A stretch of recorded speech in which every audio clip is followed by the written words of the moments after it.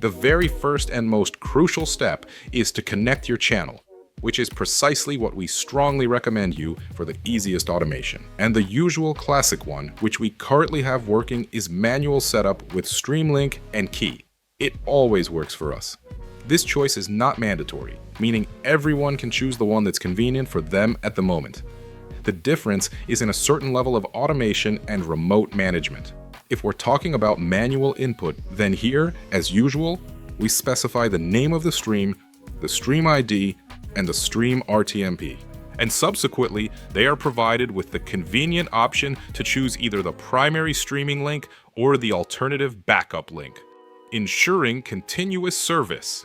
Here is our unique functionality auto stop mode option, the slider for 24/7 running or autocomplete by playing content once. Then click Create. There you go. At this current and important stage, we are now fully capable of seamlessly adding a video or indeed multiple videos to the live stream. This comprehensive functionality means that we can clearly and precisely see which specific videos we select, the exact quantity or total number of the selected videos, and most importantly, the meticulously calculated total duration presented in a user-friendly format. And you can jump between folders using the breadcrumb trail. Let's go in here. Let's select it. So in total, we had 6 clips with a total duration of 3 hours, 35 minutes, and 43 seconds.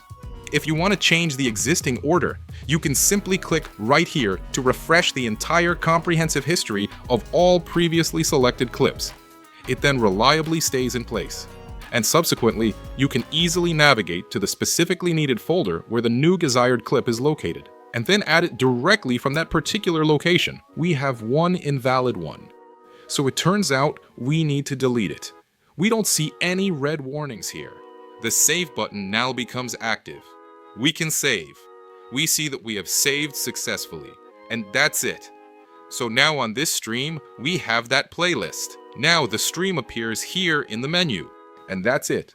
All right, let's truly begin this. We can clearly see that the live stream has indeed started, and everything appears to be running smoothly.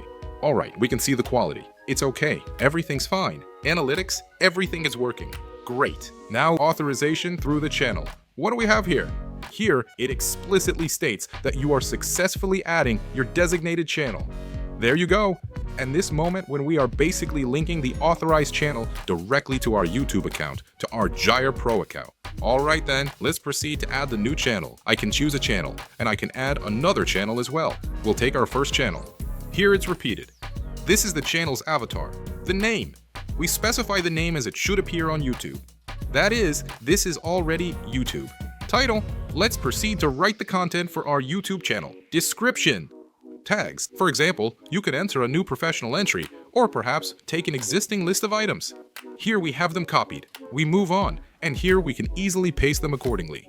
It is immediately formatted, substituted, and everything is added here. It even says that you can enter a comma. So that's how you add tags.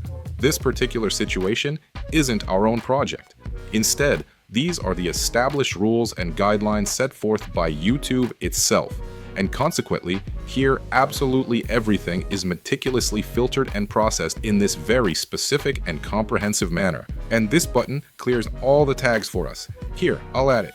We can upload a thumbnail preview. Here, let's take this one. Make our stream publicly accessible by link or private. Let's set it to accessible by link. By default, it's always set to not for children. And here the idea is a regular TMP streamer. Now, the most interesting and compelling part is that we currently have all the various streams that have been successfully created on this particular channel. These are named exactly as you may have named them. That's precisely how the encryption key fundamentally starts. Then there's the clearly encrypted and visually distinct part, making it much more apparent. And then finally, the definitive end. All the keys that are currently being used for the streams are highlighted in red. If they are selected, a message appears here saying that this stream is already in use. So please kindly create a brand new one or select another one. Simply create a new one. We have a plus sign here, so we click the plus sign. Test, new key, 2025, okay. Here it has been created and immediately selected. We have successfully created a brand new key. We have selected it, and now we simply click to create the stream, completing the process. We wait until the stream is created. During this time, the stream is being created in our dashboard. Here it appears at the bottom, and the stream is also being created on the YouTube platform itself.